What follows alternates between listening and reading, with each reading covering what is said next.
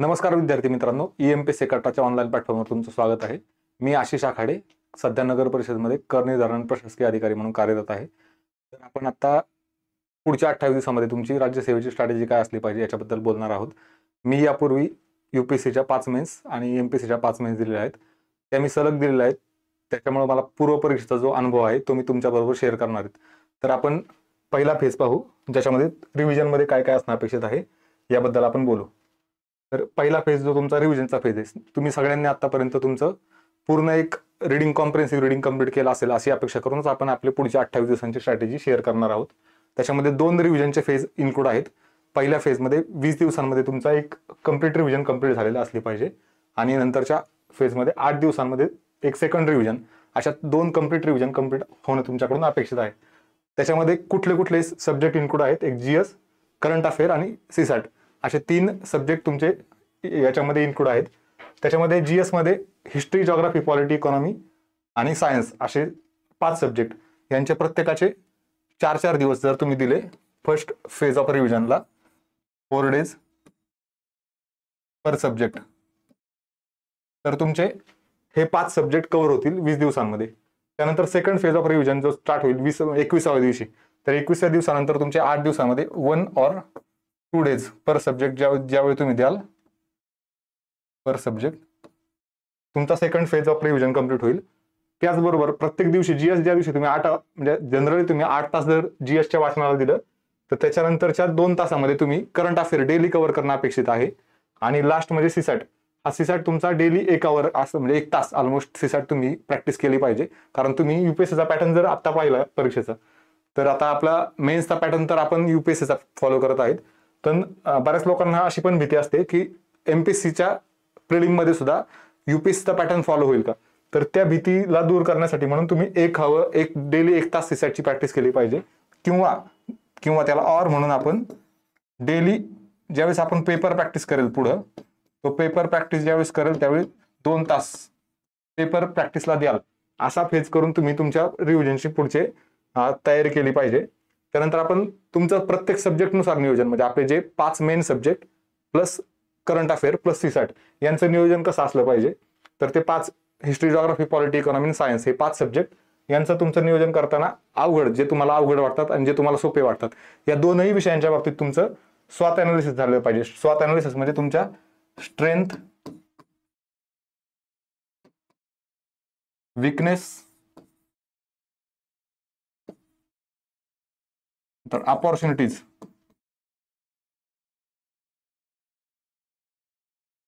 आणि थ्रेट्स,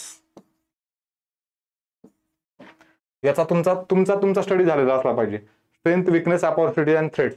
तर स्ट्रेंथ म्हणजे तुमचा ज्या विषयामध्ये तुमचे हातखंडा आहे, ज्याच्यामध्ये तुम्ही जास्तीत जास्त मार्क करू शकतो, ज्याला आपण सोपे विषय असं म्हणतो। वीकनेस म्हणजे कधी कधी एखाद्या विषयामधला वीकनेस असू शकतो, किंवा कधी कधी एखादा विषयच अवघड वाटतो आपल्याला, म्हणजे सायन्स सारखा विषय असेल तर बऱ्याच मुलांना सायन्स आणि हिस्ट्री याच्याबद्दल परसेप्शन झालंय लोकांमध्ये की एखाद्याला इकॉनॉमिक्स बद्दल पण असेल, तो तुमचा वीकनेस असू शकतो। तो वीक असणारा सब्जेक्ट सुद्धा स्ट्रेंथ मध्ये कसा कन्वर्ट करता येईल, किंवा वीकनेस मध्ये तुम्हाला अपॉर्च्युनिटीज काय असतील, म्हणजे काही वीक वाटणाऱ्या सब्जेक्ट्स मध्ये सुद्धा, म्हणजे सायन्स मध्ये सुद्धा जर तुम्ही पर्टिक्युलर टॉपिक जसं की अणु आणि अणुची रचना याच्याबद्दल तुम्हाला एक प्रश्न 100% असणार, सायन्समध्ये लाईट बद्दल एखादा प्रश्न असणार, असे जे सब टॉपिक्स आहेत ते तुमच्या अपॉर्च्युनिटीज आहेत, त्या तुम्ही व्यवस्थित युटिलाइज करून घेतल्या पाहिजे। आणि थ्रेट्स म्हणजे कधी कधी अचानक आयोगाने केलेला पेपर पॅटर्न मध्ये बदल, किंवा एखाद्या विषयाचं तुमचं रिव्हिजन इनकम्प्लीट राहिलं तर ते तुमची थ्रेट्स असू शकते। तर त्या थ्रेट्सवर सुद्धा काम कसं करायचं याच्याबद्दल सुद्धा आपण पुढच्या 28 दिवसाच्या नियोजनामध्ये तुमचा या सगळ्याचा समावेश असला पाहिजे। यासाठी तुमचं स्ट्रॅटेजी, वेळेचं आणि अभ्यासाचं दोन्हीचं सुद्धा स्ट्रॅटेजी पुढच्या 28 दिवसांसाठी, किती 28 डेजसाठी पुढच्या, हे तुमचं असलं पाहिजे। आणि सेकंड आहे की रिव्हिजन ज्यावेळी तुम्ही प्लॅन कराल, ते रिव्हिजन प्लॅन करताना तुमचे कंप्लीट सब्जेक्ट म्हणजे सगळे history, geography, polity, economy, science हे सगळे सब्जेक्ट प्लस एन्व्हायरमेंटचे जे तुमचे 2-3 प्रश्न असणार आहेत, हे सगळे सब्जेक्ट पूर्ण कव्हर करून प्लस याच्यामध्ये म्हणजे GS plus CA current affair हे कम्प्लीट असलं पाहिजे तुमच्या प्लॅनमध्ये। GS आणि करंट अफेअरचे डेली 2 तास आणि GSचे तुमचे जे डेली 8 तास, हे 28 दिवस तुम्ही ज्यावेळी सायकल कंप्लीट कराल त्यावेळी तुम्ही पुढच्या फेजमध्ये एंटर कराल, ज्याला आपण प्रश्नपत्रिकाचा फेज म्हणतो, जो आता तुमचा 28 म्हणजे फर्स्ट कॉम्प्रिहेन्सिव्ह रीडिंग नंतर डेली तुमचा आता याच्यानंतर ऍटलिस्ट डेली किंवा एकाड एक दिवस तुमच्या प्रश्नपत्रिकांचा सराव झालेला पाहिजे. त्याच्यामध्ये तुम्ही 3 ते 5 वर्ष, इथं 3 ऑर ॲटलिस्ट 5 इयर्स, आयोगाचे मागचे 5 वर्षांचे पेपर हे सगळ्यात आधी सुरुवात करताना म्हणजे असं तुम्ही करू शकता की 24 चा 23 चा पेपर सॉल्व्ह करा. त्यानंतर टेस्ट सिरीजचे कुठल्याही फुल लेंथ पेपर सॉल्व्ह करा. ते किती 10 असले पाहिजे, ॲटलिस्ट पुढच्या किती असले पाहिजे 10 पेपर्स फुल लेंथ. तर हे पुढच्या 28 दिवसांमध्ये तुमचे 10 + 5 15 पेपर, म्हणजे ऑलमोस्ट एकाड एक दिवस तुम्ही पेपर सॉल्व्ह केले तर हे 15 पेपर तुमचे कव्हर होतील. याच्यामध्ये अजून एक गोष्ट इन्क्लूड असली पाहिजे, ते म्हणजे तुमच्या जीएस प्लस सीसॅट हे दोनही पेपर होतील. जीएस प्लस सीसॅट दोनही पेपर होतील. असे 2 रविवारचं तुमचं नियोजन झालं पाहिजे. 2 रविवार असे असले पाहिजे ज्याच्यामध्ये तुमचा जीएस आणि सीसॅट हे दोनही कव्हर होईल. आणि हे आयोगाचे पेपर, आयोगाची जी पेपरची वेळ असते 2-2 तासाचं, त्याच्यानुसार तुमचं रविवारच्या वेळेचं नियोजन असलं पाहिजे. त्यानंतर आपण स्ट्रेस मॅनेजमेंट, आता सगळ्यात एक विकनेस असतो काही लोकांचा आणि हाच काही लोकांचा स्ट्रेंथ सुद्धा असते. म्हणजे जे मुलं कंटिन्यू प्रिलिम पास होतात आणि काही मुलांचा अभ्यास होऊन सुद्धा प्रिलिम पास न होण्याचं एक कारण असतं स्ट्रेस. तर हा स्ट्रेस मॅनेजमेंट करण्यासाठी तुम्ही काय काय करू शकता, तर जनरली ज्यावेळी तुमचा अभ्यास पूर्ण झालेला असतो त्यावेळी लोकांना काही स्ट्रेस होतो आणि काही मुलं असे असतात की अभ्यास एकदा पूर्ण झाला की तुमचा स्ट्रेस आपोआपच बस्ट होतो, म्हणजे स्ट्रेस कमी होतो. तर त्यासाठी तुमचं सगळ्यात महत्त्वाचं आहे प्लॅनिंग. तुमचं प्लॅनिंग व्यवस्थित असणं गरजेचं आहे. स्ट्रेस मॅनेजमेंट तुम्हाला व्यवस्थित करायचं असेल तर प्लॅनिंग व्यवस्थित असणं गरजेचं आहे. त्यानंतर तुमचा मेडिटेशन एक्सरसाइज तुमचा जो असेल, काही लोकांना डेली वॉक करण्याची सवय असते, म्हणजे चालण्याची सवय असेल, काही लोकांना योगा करायची सवय असते. हे जे तुमच्या रुटीन ऍक्टिव्हिटी आहेत ना त्या कंटिन्यू करा. करत नसाल तर हे नवीन सुरू करा. पुढच्या 28 दिवसांमध्ये डेली 15-20 मिनिटं सकाळचे मेडिटेशन आणि अर्धा तास एक्सरसाइज कुठली, हे योगा असेल किंवा डेली जो आपण व्यायाम करतो, कोण जिम मध्ये जाऊन करत असेल, हे कंटिन्यू ठेवा. त्यानंतर डेली ज्यावेळेस तुम्ही अभ्यासाला बसाल 3-4 तासानंतर थोडा ब्रेक गरजेचा असतो. त्यामध्ये तुम्ही चहा नाश्त्यासाठी किंवा नॉर्मल मित्रांबरोबर एक 15 मिनिटं गप्पा मारून आले किंवा डिस्कस केले कुठल्या PYQ असतील किंवा जनरल कुठलंही डिस्कशन, याच्यामध्ये हा संवाद तुम्ही कंटिन्यू ठेवा. हा सगळा गरजेचा असतो स्ट्रेस मॅनेजमेंटसाठी. कारण एक्झाम ही फक्त तुमच्या अभ्यासाची एक्झाम नसते, तर तुम्ही स्ट्रेस किती कसा मॅनेज करता त्या 2 तासामध्ये हे सुद्धा महत्त्वाचं असतं. यासाठी तुम्ही ह्या सगळ्या ऍक्टिव्हिटी करू शकता. घरच्यांशी तुमचा असणारा फोनवर होणारा संवाद असेल किंवा मित्रांशी तिथं प्रत्यक्ष भेटून होणारा संवाद हा कंटिन्यू ठेवा. हे सगळ्या गोष्टी पुढच्या 28 दिवसांच्या नियोजनामध्ये ह्या सुद्धा गोष्टी महत्त्वाच्या आहेत. आणि शेवटचं असतं एक्झाम माइंडसेट, ज्याला आपण म्हणतो विनर्स ॲटिट्यूड.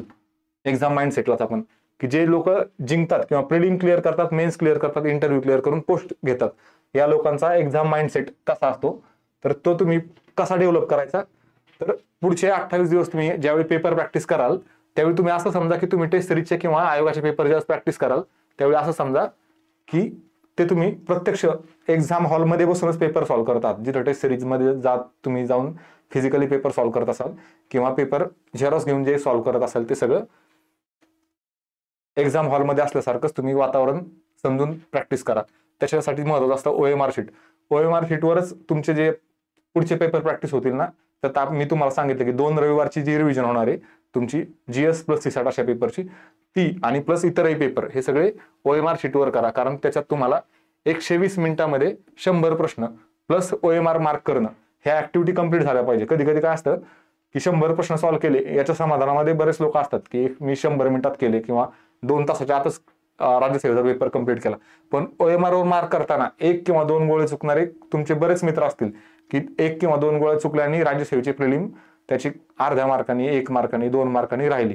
तर हे न होण्यासाठी तुम्ही प्रॅक्टिस OMR शीटवर कराल आणि ती 120 मिनिटं आणि 100 प्रश्न अशी प्रॅक्टिस कराल. आणि त्यानंतर अजून एक पुढच्या सगळ्या 28 दिवसांमध्ये तुमचा कॉन्फिडन्स, ही टेस्ट कॉन्फिडन्सची सुद्धा असणार आहे. तुमचं शांत मन असणं, कामनेसची असणार आहे. आणि सगळ्यात महत्त्वाचं असणार आहे तुमचा विनर्स ॲटिट्यूड. हा तुमची परीक्षेकडे बघण्याची दृष्टिकोन तुमचा कसा आहे, हा विजेत्यासारखा असला पाहिजे, विनर सारखा असला पाहिजे. हे तुम्ही पुढच्या 28 दिवसांमध्ये फॉलो कराल. आणि शेवटचं तर आपल्या EMPSC कट्टावर म्हणजे भविष्यात तुम्हाला कुठलाही इश्यू 28 दिवसांमध्ये किंवा पुढच्या तुमच्या तयारीमध्ये उद्भवला तर तुम्ही आपला हा जो EMPSC कट्टाचा टेलिग्राम आयडी आहे, हा टेलिग्राम TG आयडी आहे, तर हा EMPSC कट्टा 07 हा आपला टेलिग्राम आयडी, याच्यावर कॉन्टॅक्ट करू शकता किंवा हा माझा मोबाईल नंबर आहे, याच्यावर सुद्धा तुम्ही कॉन्टॅक्ट करू शकता. थँक्यू.